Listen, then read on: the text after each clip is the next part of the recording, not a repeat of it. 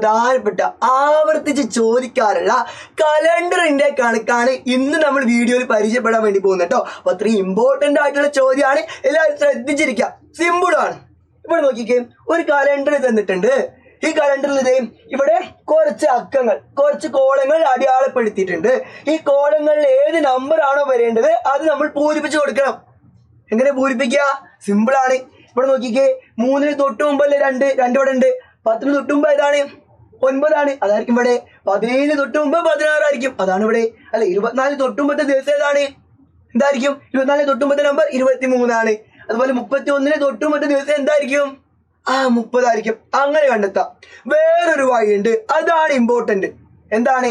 2-ന് നേരെ താഴെയുള്ള നമ്പറാണ് നമ്മൾ കണ്ടുപിടിക്കേണ്ടത്. 2-ന് നേരെ താഴെയുള്ള നമ്പർ നമ്മൾ കണ്ടുപിടിക്കണം.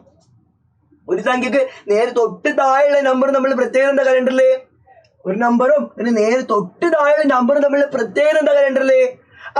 ആ നമ്പറിലോട്ട് 7 കൂട്ടിയതാണ് നേരെ തൊട്ട് താഴെയുള്ള നമ്പർ. അല്ലെ, അടുത്ത ആഴ്ചയായി, ഒരാഴ്ചയിൽ 7 ദിവസങ്ങളാണുള്ളത്. അപ്പൊ 3-ന് നേരെ താഴെ നമ്പറിന്റെ പ്രത്യേകത എന്താ? 3-ലോട്ട് 7 കൂട്ടിയതാണ് 10. അതുപോലെ 10-ന് നേരെ താഴെ നമ്പറിന്റെ പ്രത്യേകത എന്താ?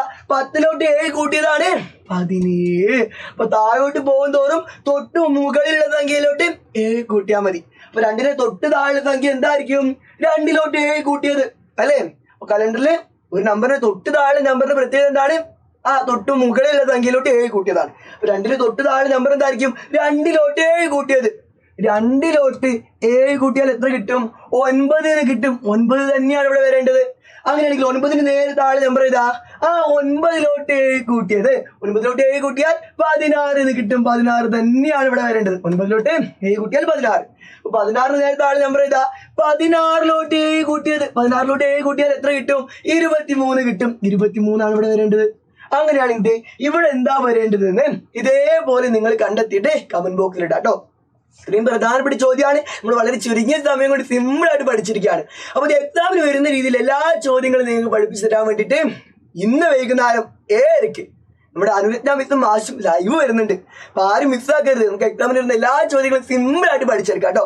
ഇന്ന് വൈകുന്നേരം 7:00 എല്ലാവരും ലൈവിലോട്ട് നമുക്ക് എന്തായാലും ലൈവിൽ കാണാം. Bye bye.